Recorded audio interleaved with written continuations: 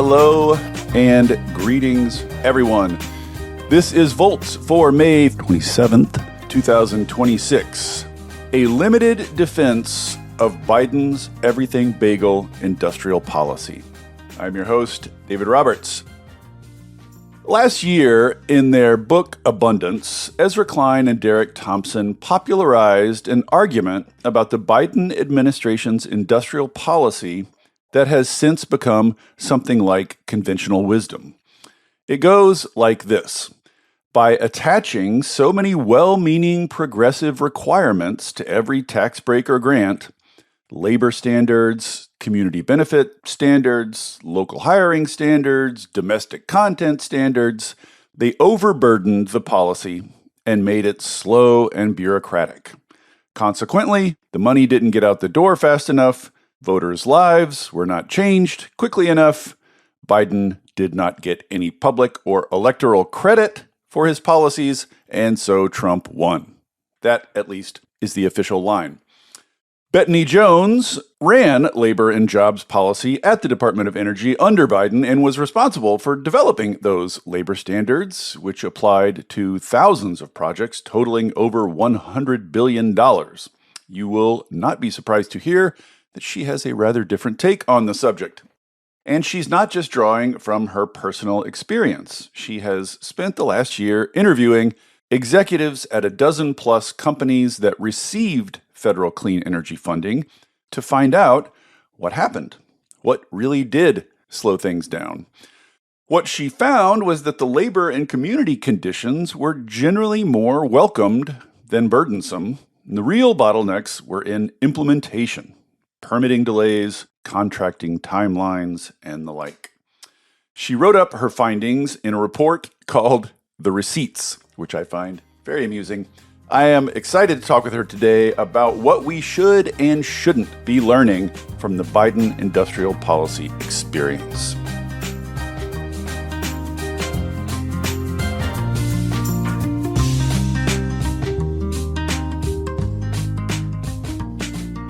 With no further ado, Betony Jones, welcome back to Volts. Thank you so much for coming. Thank you. It's so great to be here.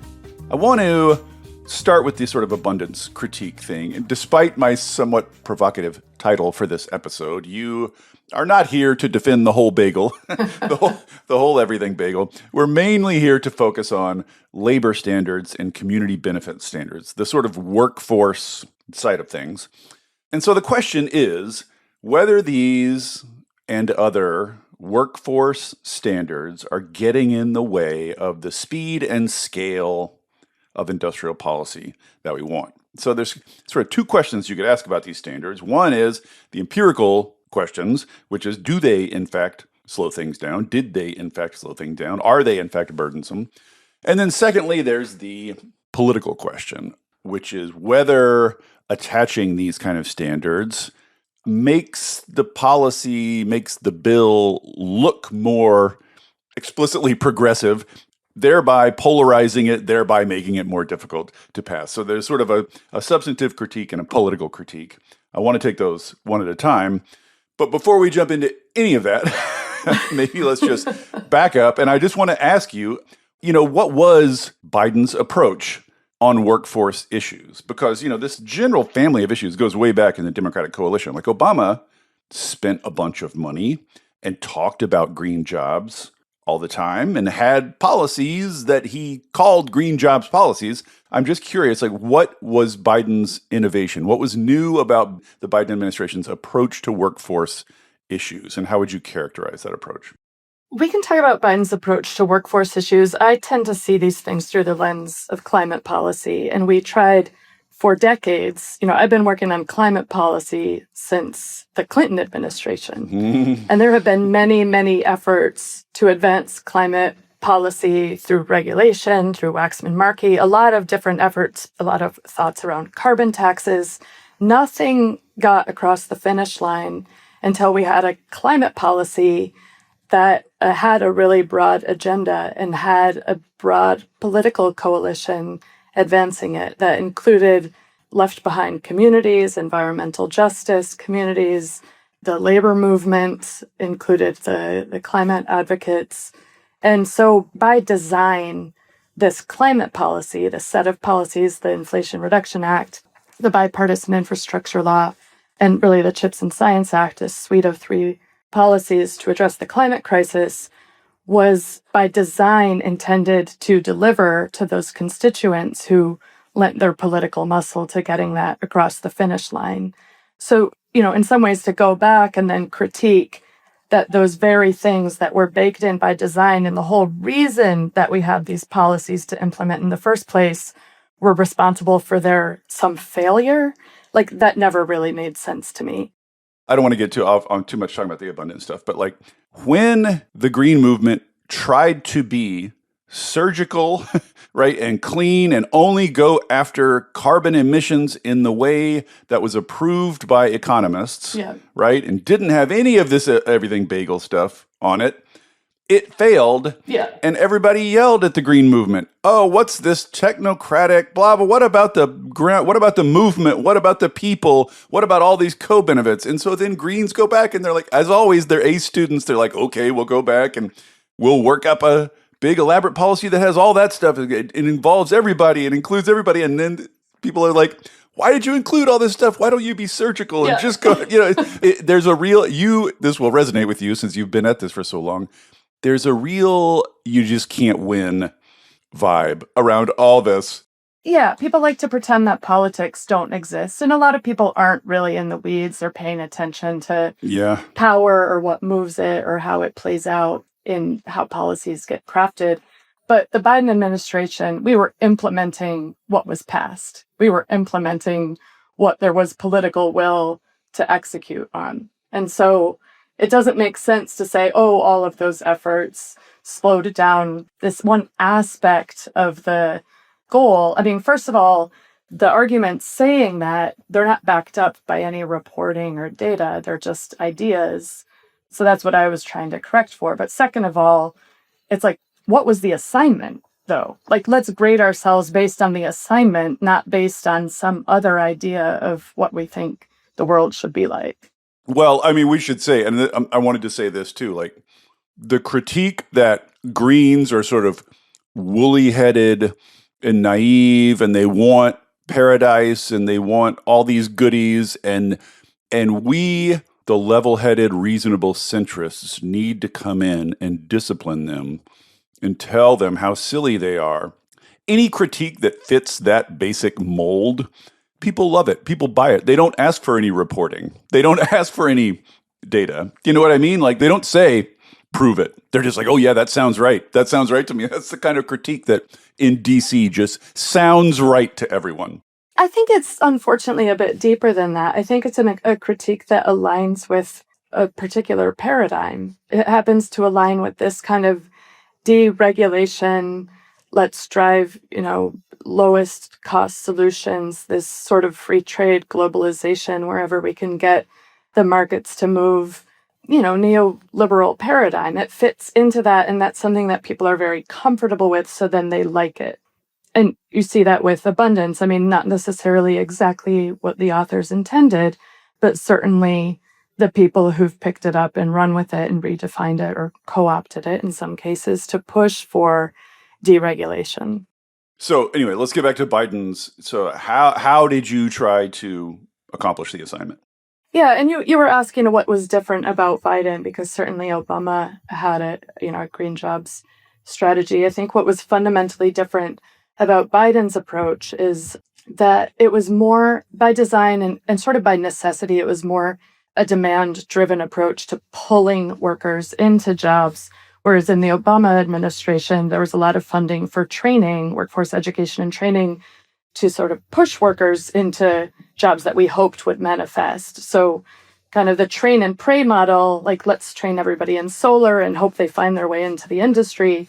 And that just didn't really work out. In the Biden administration, the proposals around investing in workforce development and Build Back Better were sort of gutted in what we finally got across the finish line. So what we had to work with were investments in projects, and we had to then ensure that those projects were making the investments in workforce development and labor standards and have the strategies to attract and retain and train the workers that they needed to get the job done. Can I briefly ask, Maybe it's neither here nor there, but what were some of the tools that got stripped out? Because this is another thing, like people critique the way you do it and they're like, well, we had tons of better ways. Like, talk to Joe Manchin. Like, we had all kinds of ideas about how to do this better. Right. Like all of those social infrastructure things. So like childcare and, Yes. money for training and expanding registered apprenticeships and pre-apprenticeships and on-the-job training. So all of the funding for this supportive services, barrier reduction side of the workforce equation, side of the labor market, those things were stripped out. Which meant that the only tool, the only lever you had to implement the things they were telling you to do is on the project side. Yeah, like that exactly. was the reason these things got attached to project agreements is because that's what ended up in the legislation. Like it's not, what I mean? Right. And it's a good model. Like it happened, because it happened. But it's also a good model because what it ensured is that the workers who were actually trained to work on actual projects. They weren't just engaging in training to pull them out of the labor market. It's a longstanding critique of job training programs going way back decades. I mean, aside from clean energies, people have always had this idea of job training as an answer to economic woes, and they've never really worked out like people want. And I think always the main critique has always been you're just training them and sending them out into the wilderness. And what you need is a complementary demand side policy that creates the jobs that pulls them in so that when they get the trained, they have jobs. And that was what you were trying to do. That's what we did both with the grants and loans, but that's also how the IRA was designed through the prevailing wage and apprenticeship tax credit. So you got a much larger tax credit if you were using registered apprentices. And what that means is that you got a larger tax credit if your project was investing in training the next generation. So there was an incentive to tie those things together. I don't know if this is important, but I think maybe it's just worth sort of detailing the family of tools we're talking about here, these workforce standards, because they do all kind of get lumped together. So I think it's worth distinguishing. There's Davis-Bacon, which we'll talk about a little later, which is old, goes way back, which just says you got to pay prevailing wages. And then there's the IRA tax credit stuff, where you get a bigger tax credit, as you say, if you do prevailing wage and apprenticeship stuff. And then there was the Department of Energy Community Benefits Plans, which was a separate thing. And that was, I think, unique to the Biden administration. So I don't know if you want to say anything about distinguishing those tools, but it's not all the same thing. I love talking to you because you're such a good reader, and I did break it down. Like we had these different levers that we were using to advance these goals, and I was looking at what did those different levers accomplish. So, like you said, like the base, the kind of standard on all federally supported construction is Davis-Bacon.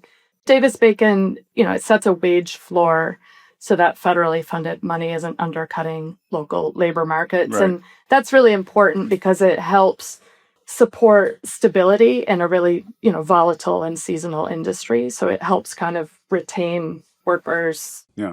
And that goes back to the 30s. Yeah. It's a century old, basically, and it's worked very effectively. People complain quite a lot about compliance. One of my goals at DOE was to streamline that, to make that a lot less painful, and we were really successful in doing that. Yeah, I want to return to that whole subject in a minute and talk about that more in more depth. Yeah, but just as a further summary, the tax credits were basically you got 5 times more. Your tax credit went up from 6% to 30%. If you paid prevailing wage and used registered, it's so big, and it's so much more than any cost of paying more or cost of managing the record keeping. So it was really treated as a requirement because nobody wants to give up that level of increase. These are $100 million, multiple $100 million projects. It's a lot of money, and the cost of prevailing wage relative to market wages in a tight labor market it's not that game changing. And then the community benefits plan. This was, I think, a real policy innovation. Huge thanks to not just the colleagues that we put our heads together, but also Secretary Granholm, who saw the value of doing this. But, we were trying to get this money out quickly and deploy these first of a kind and large demonstration projects and scale this market. at a time when the labor market was really constrained. Unemployment was at some of the lowest levels we've ever seen. Yeah. And so we workforce constraints, labor strife, community opposition, these are real execution risks. And there were the policy priorities of the administration, but there were also just the practical on the ground constraints of getting these projects built quickly. And so the community benefits plan was really designed to get firms to think really practically up front around how they were going to think about those execution risks and mitigate them. And so aligned around labor standards and benefits to communities, and also DEI, which got so politicized, but is really just a critical strategy for getting the workers you need in a tight labor market. So that approach of requiring these community benefits plans on all of the projects seeking funding from DOE, both grants and loans, was really novel. I mean, it's conditions on federal funding intended to distribute benefits of these taxpayer dollars more broadly, but also really designed to advance projects. Yeah, and just to spell it out for people who maybe are not familiar with this stuff, community benefits just means if you're a big developer and you want to build a big new project, instead of just saying you're going to do it and then stirring up community opposition and then fighting the community and having the lawsuits, et cetera, you go in early, you talk to community leaders, you work out some way that the community will benefit from the project. Like you send some money to schools, or you help pay for some infrastructure, or you promise to employ, within the community, all these kind of things. So, and the idea with this, and this is something that I kind of want to ask you about a little bit later too. The theory of the case on this stuff is that does not slow things down, but in fact speeds things up. If you go in early and work out a community agreement, you skip the whole community fight part of things and thus get faster, right? So that was explicitly an effort to make things faster, not to slow things down.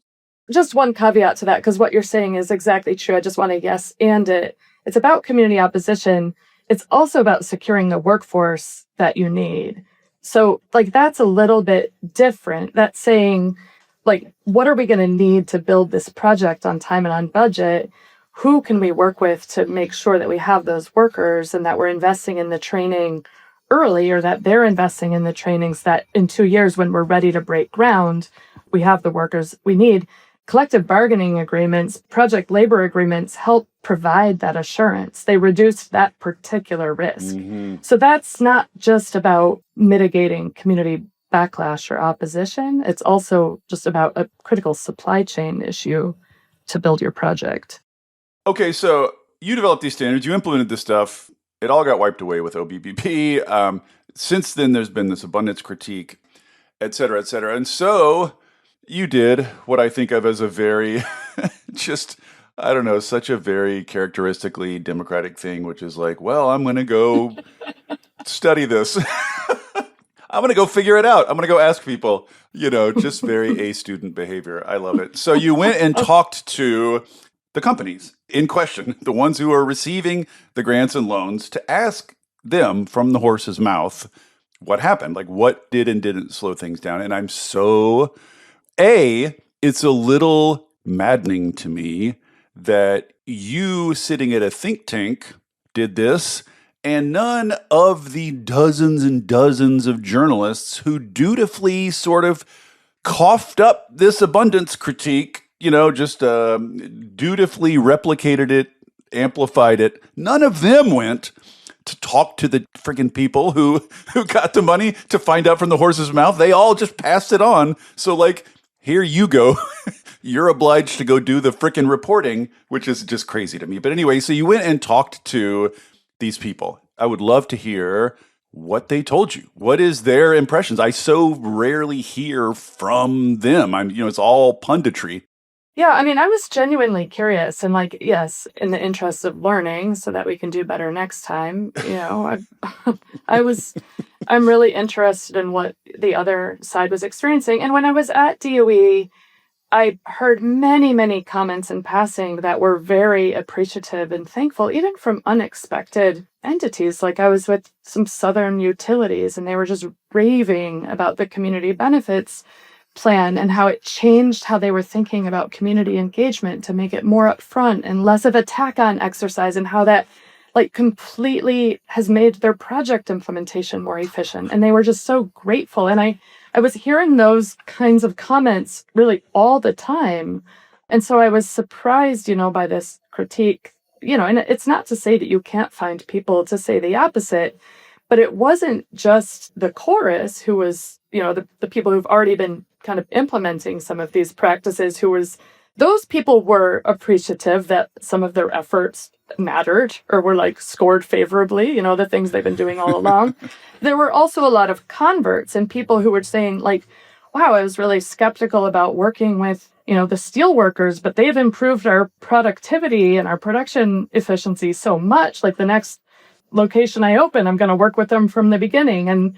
And a lot of comments, especially around working with labor, where firms initially were like, well, I don't know why I'm supposed to avoid unions at all costs. That's just always what I've been told. But you're telling me maybe there's some benefits of those partnerships. So let's explore it. Yeah, you said a lot of them were, quote, labor curious, a phrase I love. Yeah. And, not everybody, but there was a lot of that. So when we went out to more formally interview people, I wasn't going to the people I knew would, the companies that have always been supportive. It was really trying to capture some of the other firms that I hadn't really heard from and just understand their experience generally. What were the pain points? What could we have done better? A lot of what I heard was just how utterly damaging the volatility is with the second Trump administration and how costly that is. So a lot of people wanted to talk about that, but when we went back and it is on a lot of people's minds. That's the big thing. That's the big issue. But when we went back and I said, well, what about these community benefits plans? It was either like, oh yeah, I mean that we had no idea how to do that. That was a steep learning curve, but like we figured it out, and yeah, that made a lot of sense, and it wasn't a problem. We like brought in, some people who actually knew how to do that kind of thing, and it was interesting. Or it was like, yes, that upfront engagement and securing, thinking about the risks and thinking about the workforce we needed up front, like that was so helpful, and we're doing that on all of these other projects. Nobody said anything about it being this insurmountable obstacle that slowed them down. In some cases, it was like, well, our project is stalled now because we don't know what the Trump administration is doing to renegotiate it. So we'll see how much those things get implemented. Yeah. Many said, yeah, the Trump administration has told us we don't have to do this stuff anymore, but it's baked into our project. Like we're going to keep doing it. That's why we're off. We don't want to be on the record. Like we don't want to get ourselves into trouble. But like these are just smart, practical things to do. So we're doing them anyway. And you're talking specifically about the community benefits stuff. They just sort of like going to a community beforehand and doing the work. That's what you're saying. They found that helped, and they're going to keep doing it. Yeah. And under that umbrella, I include the labor partnerships and the labor agreements, because at DOE, it's all part of the same umbrella. But it was those community partnerships. At DOE, what we were really pushing for is not just ideas, but like real plans leading to real partnerships formalized by, enforceable agreements, community benefits agreements, or collective bargaining agreements, things that would really ensure that the plan was implemented as designed with those community partners. And so a lot of those partnerships are intact. Right. And so you say a lot of these companies told you this community benefit approach worked for us and we're going to keep doing it even though we no longer have to, basically. Yeah, and I mean, we've seen that. So it's not just the projects that we touch. There's spillover. They're saying we're going to do it on other projects. States have adopted similar conditions on funding opportunities. Like the system that we designed was pragmatic. It made sense. It reduced project risks. It ensures some distribution of benefits to beneficiaries beyond the companies and their investors. There's nothing else to say. It just is working. So what did they complain about that you all did? What did they say? I mean, obviously Trump effed everything up. Republicans have effed everything up since then. But before that, I'm curious where they were finding friction, what was slowing them down, what they did have to complain about. I think that inside and the outside just have such different perspectives. I mean, the laws didn't pass early enough in the administration. So, to put out hundreds of billions of dollars in competitive grants across nearly 100 different programs, many of which had to be set up through new offices that had to be set up. DOE had to hire some 3,000 staff. Like, it's like the execution on the inside, it felt like a race. When the infrastructure law was passed in 2021, the IRA in 2022. In any case, 2.5 years or less to execute this. And we were trying to follow the law, designing the terms, getting public input, Right. But this idea that you were slow and pokey was not your experience. Well, the idea that we were obsessed with process instead of execution, just that doesn't resonate with anything that I saw on the inside. In fact, I would say this, but I've heard Jigar Shah say this. I've heard other people say this. The federal government was so much faster, more nimble, and less bureaucratic than any of us could have anticipated, or really anything we've experienced in any other sector, that that critique just doesn't match the experience on the inside. It was less bureaucratic than my son's preschool co-op. Well, that's not a fair comparison. There's very little that's more bureaucratic than that. That's true. Yeah, and this is what I meant earlier when I said this notion that it's slow, process-obsessed bureaucrats just resonates with people's priors so much that they don't really ask for evidence. They don't need it. They're just like, oh, that sounds, just because that just resonates with cliches that have been bouncing around in our society since frickin' Reagan. So everybody's like, yeah, that makes sense. But really, nobody I've talked to on the inside who is trying to implement these things ever felt anything like sanguine or slow or content, or everybody I've ever talked to felt like they were at a full sprint from the minute they entered the federal bureaucracy to the minute they exited. No one, I've never talked to anyone who fits the cliche, I guess I would say. Yeah. But just to say, I mean, there are other parts of the abundance critique. I don't want to throw the whole abundance critique overboard here. There's a lot in there and there's a lot to say about it. And some of the problems in implementation, like with permitting, for example, really are problems and really did slow some of these projects down. In the implementation side, those critiques do land. There is a lot of friction on that side. Do you agree? Yeah, I found it just so interesting talking to these people about, in a bigger context than just the community benefits plans, because a lot of these are multinational corporations. They do business in a lot of countries, and they had perspectives of how things work in Germany around, for example, Germany's how they invest in the commercialization of technology and how it's kind of bureaucratic and politically durable. It's not subject to these political winds. Yeah. Some commentary was, we had this big industrial policy. In a lot of ways, it was very comprehensive and this whole of government, very integrated approach. On the other hand, it wasn't integrated enough to deploy as quickly as we could have. Things that companies thought would have worked better is if you get through the due diligence for a grant or a loan, can you automatically get fast-tracked permitting? That's a whole different agency.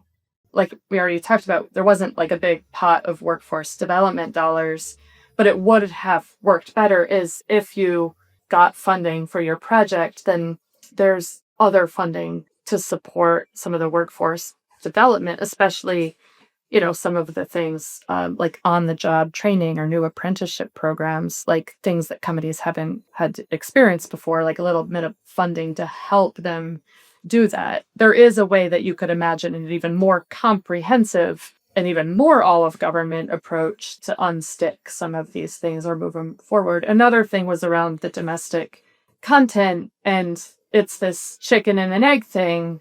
You have these requirements, even if the supply chain isn't there. and the process for getting an exemption was sort of necessary, because if you don't set the standard, then you don't have that signal that drives the development of the domestic supply chains. And so I understand that, this kind of waiver process is necessary, but like that was head scratching for a lot of firms where they're like, the timelines were so aggressive in meeting these domestic content standards. And like, not every product even knows what its inputs are. So, there's a lot of infrastructure that's needed to make that kind of thing work that just like wasn't really yet in place. But again, if you don't have this signal, you never get there. So it's like, how do you build the infrastructure as you're also trying to, support the productive capacity of the US for these supply chains? Every conversation I have about this, about IRA, about trying to pull things together and implement IRA, just brings me back to the sort of heartbreaking thought of how much could have gotten done in the subsequent 4 years, right? Like, the people implementing it had their eyes on these choke points. They knew what was slowing things down, and more. You could have taken more legislative action, more regulatory action to ease these barriers. Could have done permitting reform. The whole thing could have gotten running so quickly. And this is what kind of bugs me a little bit about the critique. I don't think the critique is totally wrong, but it's more complicated than it's made out to be. But this thing really was, relative to big federal programs passed, really was moving quickly. There really were a lot of people moving quickly. There was a lot of things just about to happen. Yeah, I mean, we all had our 2025 strategies. And yeah. Well, let me ask you about a specific question. So you've had this sort of exchange going with Mike Schmidt. He was running the CHIPS program at the Department of Commerce. And so he was trying to get CHIPS factories built, basically. And he has said, he writes this, co-writes this Substack called Factory Settings. Really interesting, worth checking out. But he has said that Davis-Bacon slowed him down, basically. And he has complained about Davis-Bacon, which is just, he'd approach these chip makers, try to lure them to the U.S. to build factories, and then suddenly they were confronted with sort of complicated U.S. construction requirements and laws, and it baffled them, and it took them time to do compliance, it slowed the whole thing down, etc. Your response to this was, hey, over at the Department of Energy, we also faced Davis-Bacon requirements, but they didn't slow us down. So tell us why they didn't slow you down, because you built a system to do it. So tell us a little bit about the specifics of that system, first of all. Hey there, everybody. Don't worry, I'm not going to tell you about a new mattress or push a credit card on you. This isn't an ad. There are no ads on Volts. It is supported entirely by listeners like you. If you'll indulge me for a second, I'd like to ask for your support. I started Volts because we're all surrounded by depressing news about climate change and misinformation about clean energy, and it's never been more important to share the stories of the real people on the ground doing the real work of transition, and all the ingenuity and courage and public spirit they are bringing to it. People are hungry to hear these stories, to learn from and find inspiration in them. I've heard from people who change majors or careers after hearing episodes of Volts, people using it in classrooms and community groups, even state legislators who have passed bills inspired by specific episodes. Sharing these stories matters. It makes a difference. If you have found value in it and want to help me continue doing it, I hope you will join the community of paid subscribers at volts.wtf. It's about the cost of a cup of coffee a month. If you don't like subscriptions, you can make a one-time contribution, leave a review on Apple or Spotify, or just tell a friend about Volts. I am grateful for any and all support. If you're already a paid subscriber, thank you. And now, back to the show. Tell us why they didn't slow you down, because you built a system to do it. So tell us a little bit about the specifics of that system, first of all. Yeah, I felt bad for Mike. There was a point when the White House chief of staff called us both in for me to school him on how DOE was doing it. And he was like, but we didn't set any of this. I know Davis-Bacon is a challenge to implement. And I knew that it was going to be part of these bills. So I was really proactive. But that was insight that I have. Just to be clear, it's been on the books since 1930. Yeah. No one didn't know that they were going to be subject to these requirements, right? There's nothing stopping everybody else in every other department from preparing in advance too. That's not a true. surprise to anyone. That's true, except that I'm a real wonk. And I had unique insight into exactly what could work better. And when I went to DOE, when I decided to take the job, I had basically 5 goals that I thought were audacious. One of them was to streamline and simplify Davis-Bacon compliance, and I thought it was probably the most audacious. So what did you do? Tell us. And it was hard, and I'll tell you what I did. But I just want to say I felt for CHIPS, just because they didn't have that foresight, which was kind of this unicorn foresight, it was really challenging to implement, and it's not, I'm not critical of them. What I was hoping at DOE is that we could demonstrate how to do better. And if that we could demonstrate it at DOE that going forward, other federal agencies implementing Davis-Bacon could also do that. It's easier to do something when a different agency pioneered it.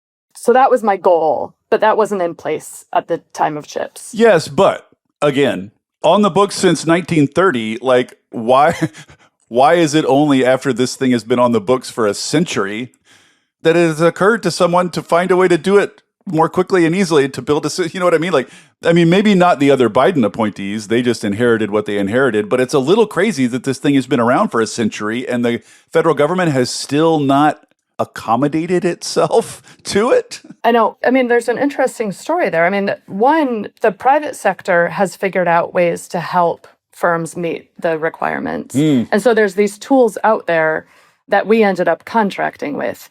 But the federal government, it was also trying to develop, GSA was trying to develop a more streamlined inside of government system.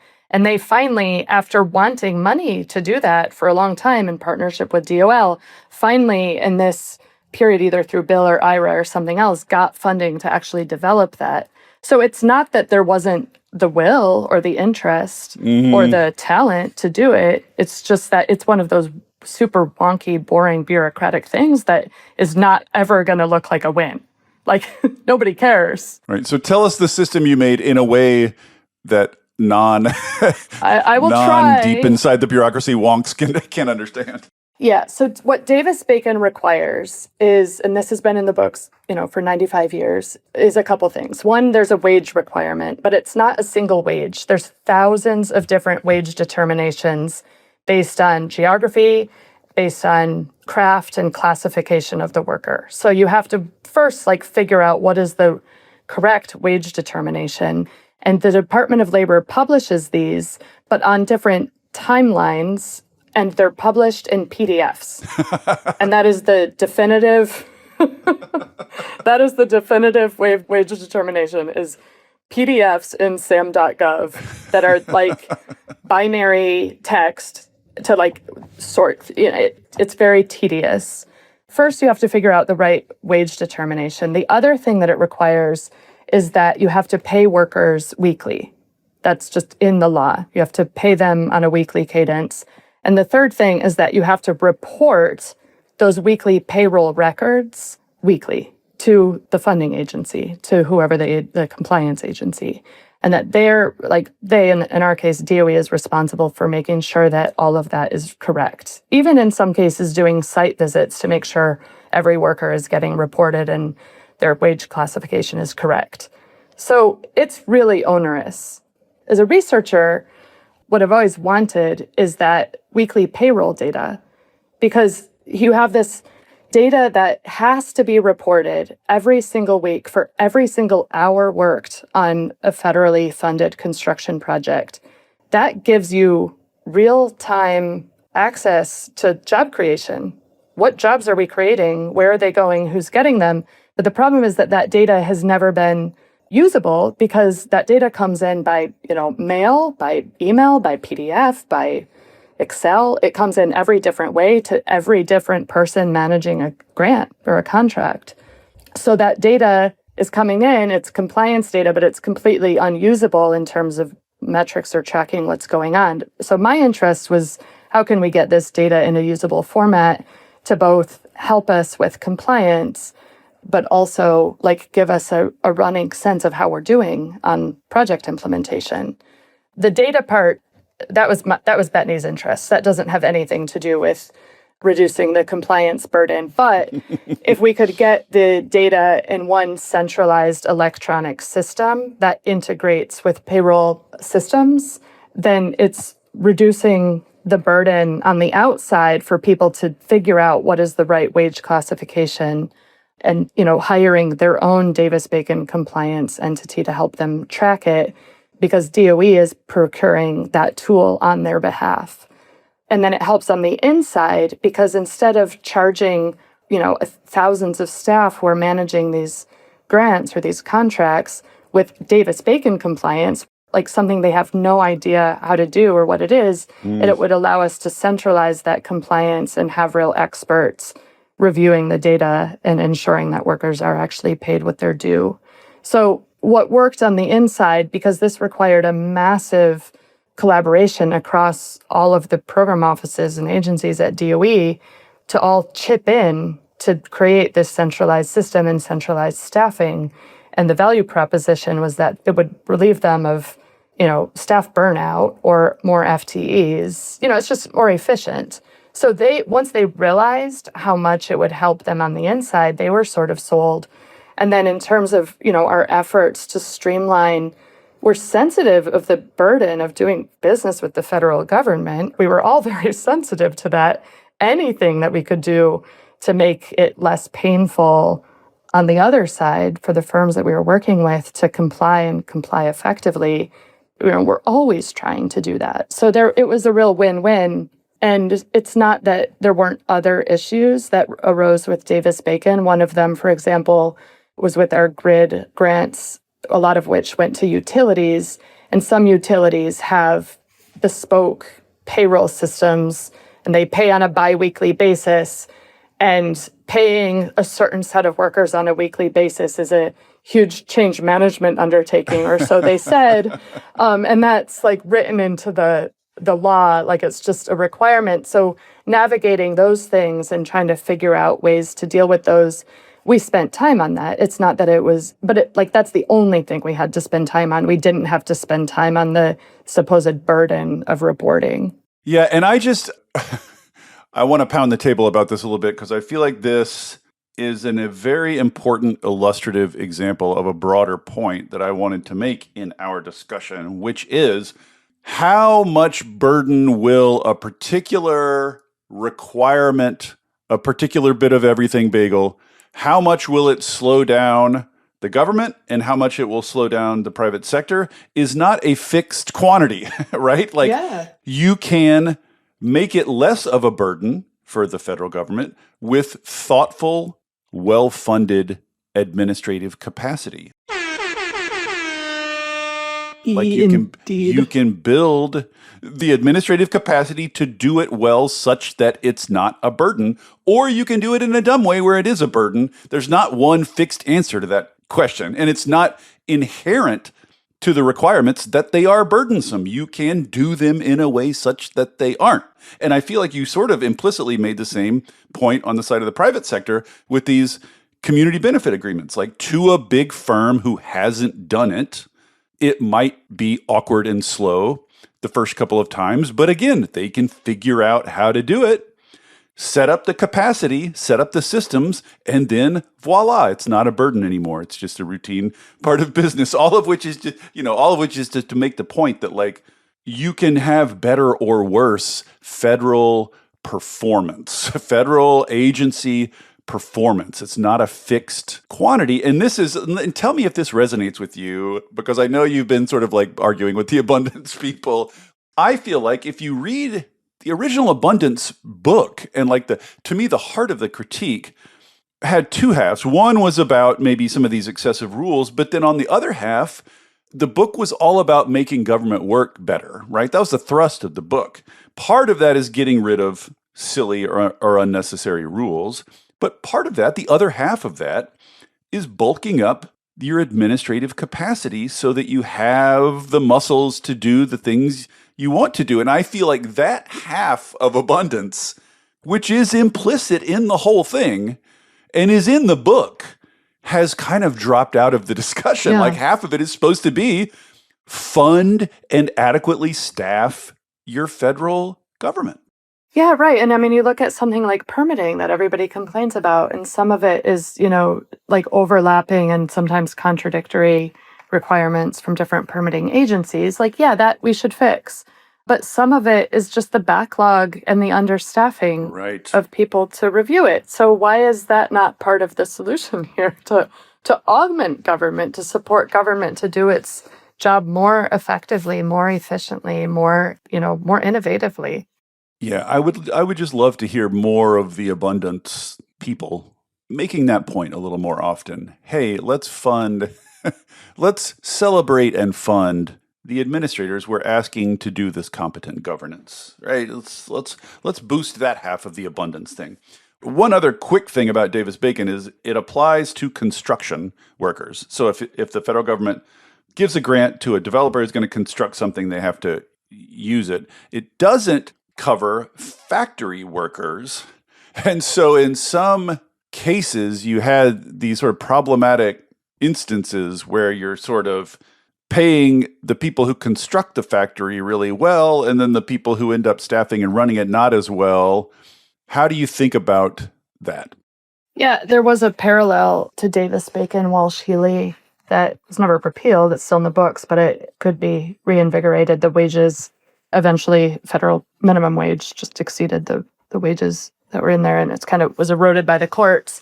But there were proposals, again, that didn't make it into the final versions of the bills that passed to have some labor standards and wage standards on the manufacturing side.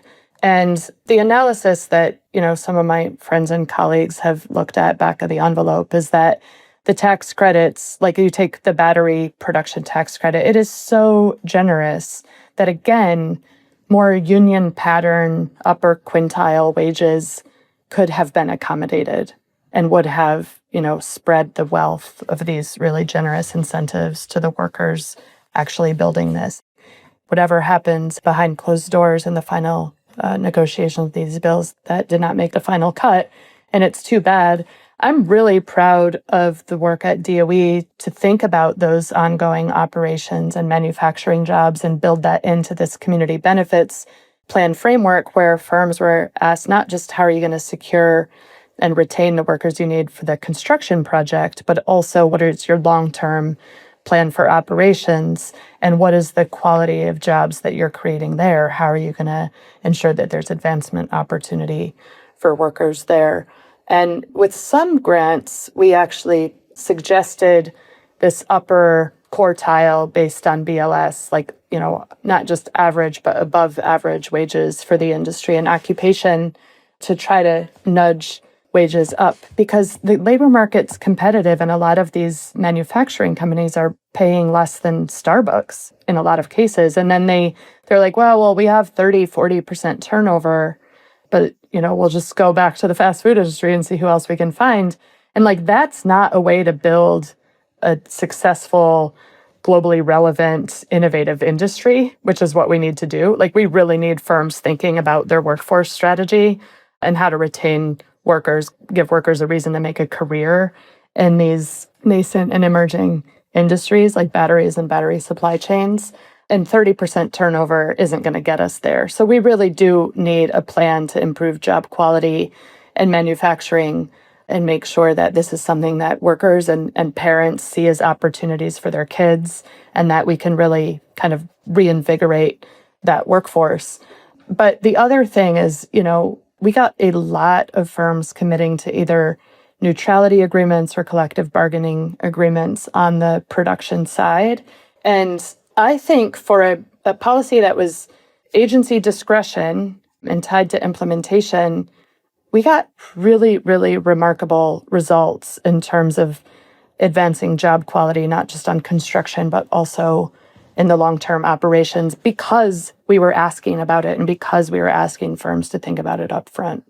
I feel like out there in the American public and even somewhat in politically engaged people, there's still this lingering idea that the business community is full of ruthless self-interest maximizers and rationalists and all this kind of stuff, which if you believe that, then anything the government comes in and tells them to do, almost by definition, is going to make things worse, right? Because they've already optimized. And this is like the basic conservative critique. But what you find in practice, like what you're describing, is business people are human like everybody else. And there's just a lot of inertia, a lot of old thinking. There's a lot of path dependence. There's a lot of just like busyness, don't have time to think about stuff. And so someone coming in and nudging you to do things better can be very helpful. And then you can change and do things better enduringly. Like, these things are not all optimized. They can get better, and government can help them get better. They can get better, and the government can help. I mean, just to give you one other anecdote, in the battery space, we developed at DOE this battery workforce initiative. And the very idea of it was, look, there's all of these investments in battery manufacturing in the US. There's no coherent, we don't have any developed pathway into those jobs. It's each company for themselves. They're competing on so many things. They're racing to get to these tax credits. They're not thinking about their medium-term workforce needs. Let's bring them all together. Let's leverage our convening power to bring all the industry players in this space together to figure out what is the common 85% of skills that they all need. Not like the specialized trade secrets, but how do we capture the 85% of the skills that they're going to need so that we can develop some standardized training and credentials to support this industry where we really want to develop some U.S. competitiveness, want to and need to, for security purposes, develop this industry. And so that's a role that's really unique to government, the convening power. And it's something that the industries were at least at first tepid because they're like, well, our thing is special and we don't want anybody to know what our technology is. But once they realize like that, like a lot of the skills are transferable across the industry, there's benefit to a more cooperative approach, thinking about workforce development and standardizing that. And the U.S. or the federal government, state government, like we're uniquely qualified. We have the technical expertise and the convening power to lean in and help there. Again, it's one of those things that helps everybody and helps our country and helps like develop this productive capacity that we need. Two political questions coming at this from different sides. One of the critiques you sometimes hear is, like, the phrase you've used to describe Biden's approach is industry-led, government-enabled, which I think really captures the vibe here, which is that the private companies are out front doing the things. Government is doing things to help them structure their workforce, boost their workforce, subsidize their production, whatever. But almost all of that is behind the scenes.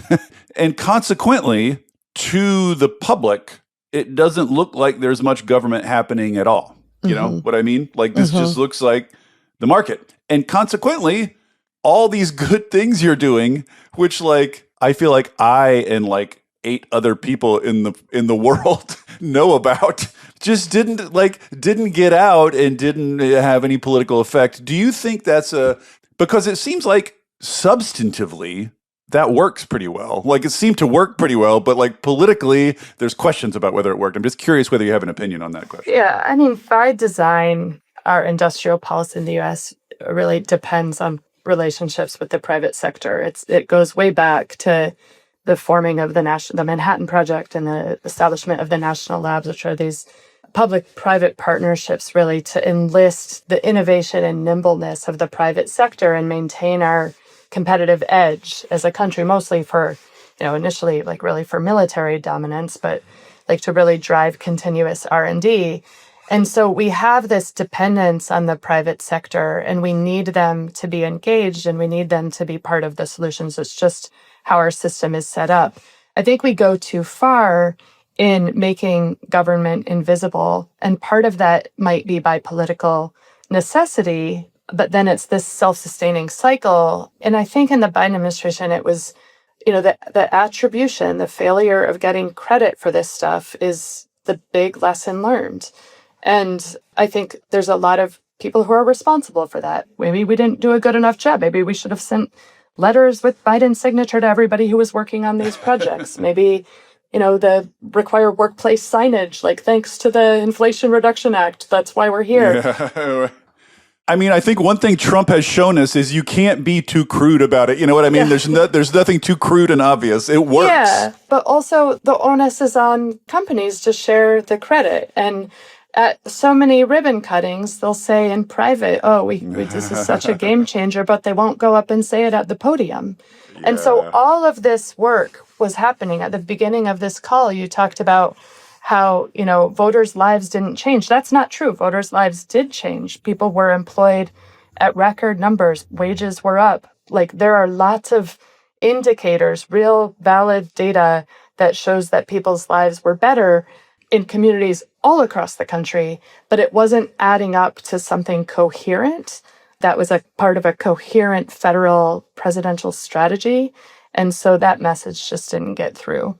People are very fond of blaming Biden for that, basically. They're like, oh, he was old, he was weak, he didn't talk to the press enough, he didn't give enough speeches. And I'm just like, he gave speeches. Yeah. No one paid attention. Yeah. Like, people in the administration talked about this all the time. No one paid attention. Like, at a certain point, the media has to take some responsibility. Like, you're asking the government to deliver you a story with a bow tied on it. You're supposed to be the media. You're supposed to be out figuring out what's happening. You're supposed to tell people what's happening. Like, you can't just sit back and say Biden didn't come to me and personally tell me and make me write this story. Like, other people need to take some responsibility. I think too much of that is pushed on to Biden as a person, as opposed to structural problems. I'm sure you agree. Yeah, I mean, it's tough. The media environment is tough. I mean, even if reporters did cover it more in the New York Times or the Washington Post, that's not where people are getting their news. And yes. The lived reality doesn't necessarily match the headline. So the other political question is from the other side, which is the idea that attaching these well-meaning progressive requirements to what are otherwise fairly bipartisan policies has the effect of making them basically coding them as more liberal, polarizing them, destroying the bipartisan, making it more, and then thereby, and this is, I think, the substance of the critique, thereby making them more vulnerable to being overturned by the next person. And this critique also, I will say, I want to hear your answer, but this one bugs me a little bit too. Again, there's not nothing to it, but I think there's less to it than is generally made up. But why don't you tell me your opinion first of this durability critique? How did the left lose the billionaires and the working class? and who do we want back? Well, I would refer us to our previous discussion about the media. That would be my first answer, but apparently I'm alone in that. I'm the only one who wants to talk about that. Here's one thing, with the IRA and the OVVB, and the thing that stuck with bipartisan support was the prevailing wage and apprenticeship standards. The underlying credits, the solar tax credits, got changed, basically went away. But the prevailing wage and apprenticeship credits, they were not repealed. That's still there. So where is their political support? I don't think it's for just climate. I think it's for economic equity and policies that support that. And so can climate fit into that?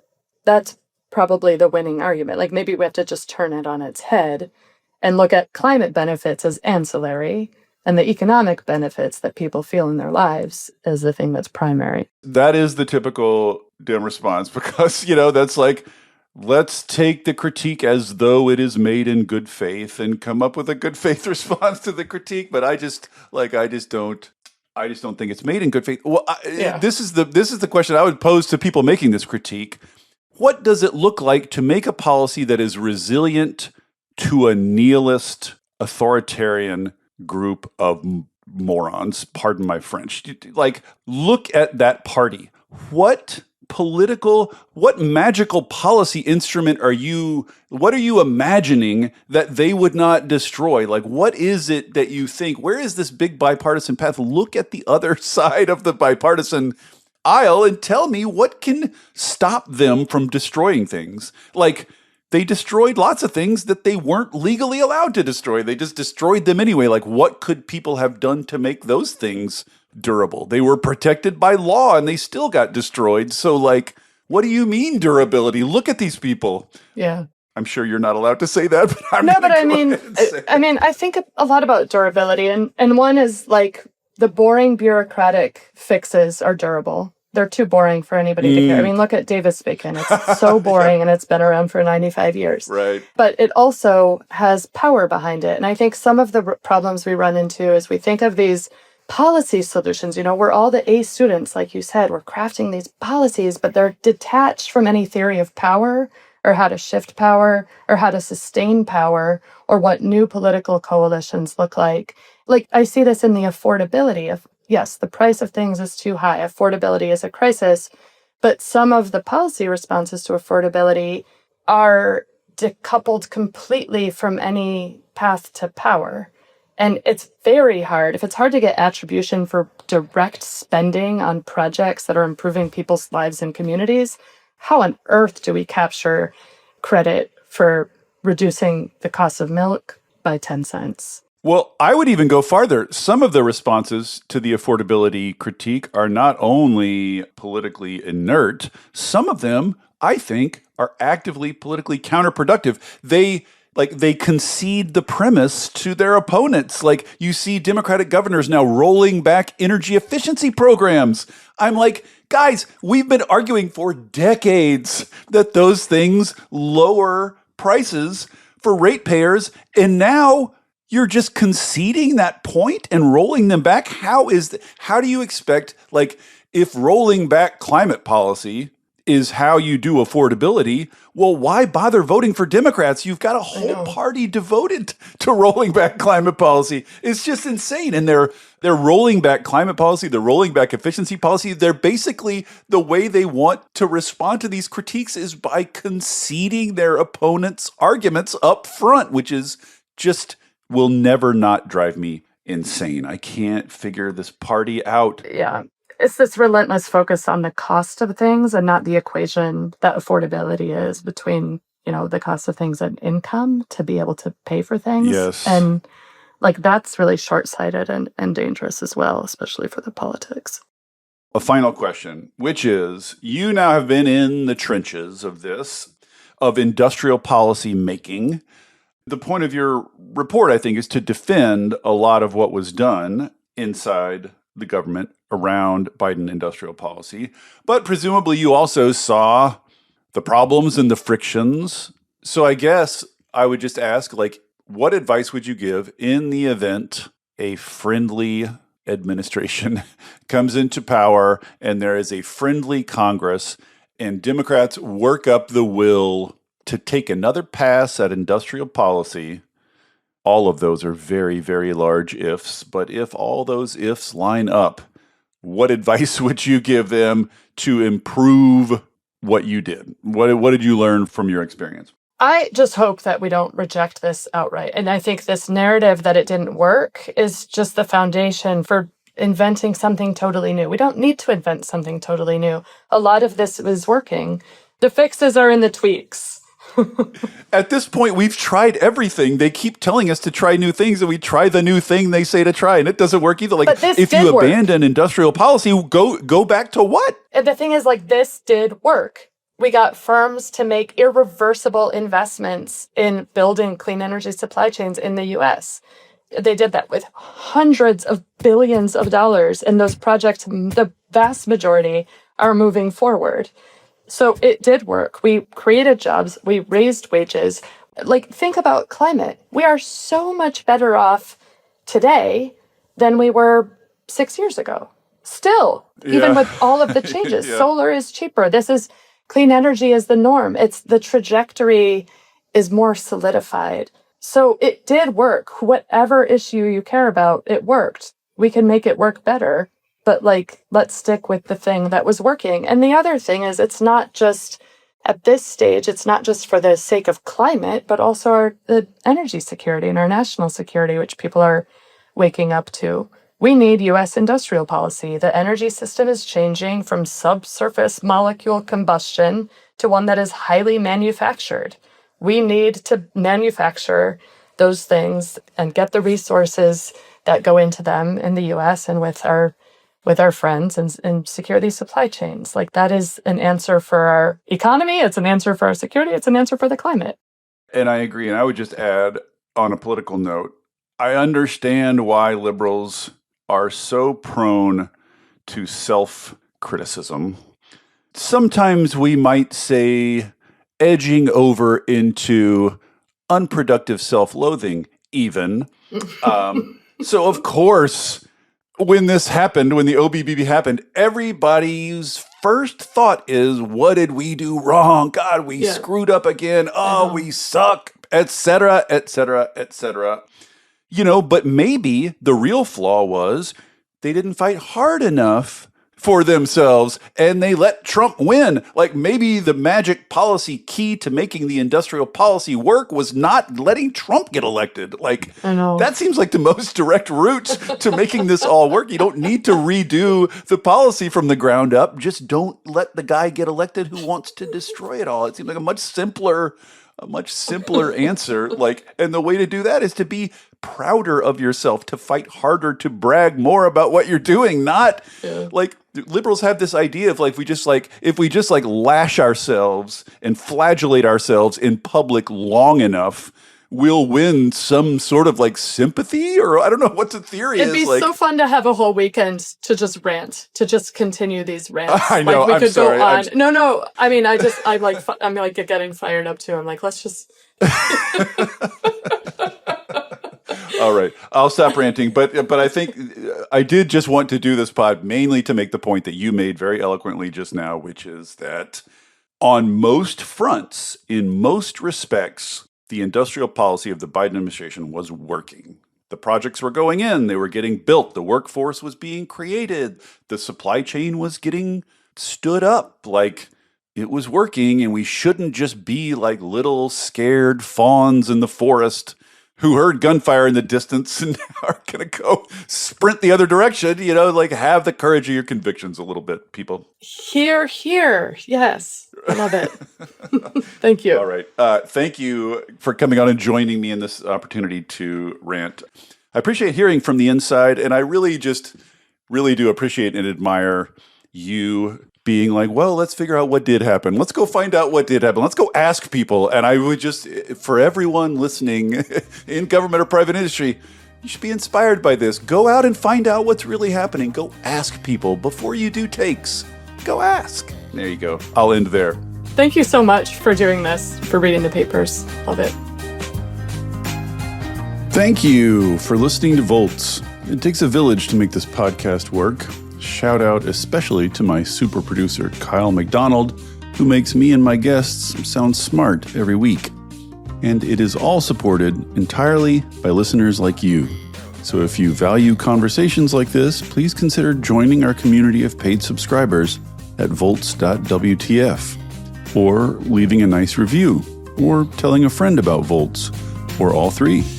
Thanks so much, and I'll see you next time.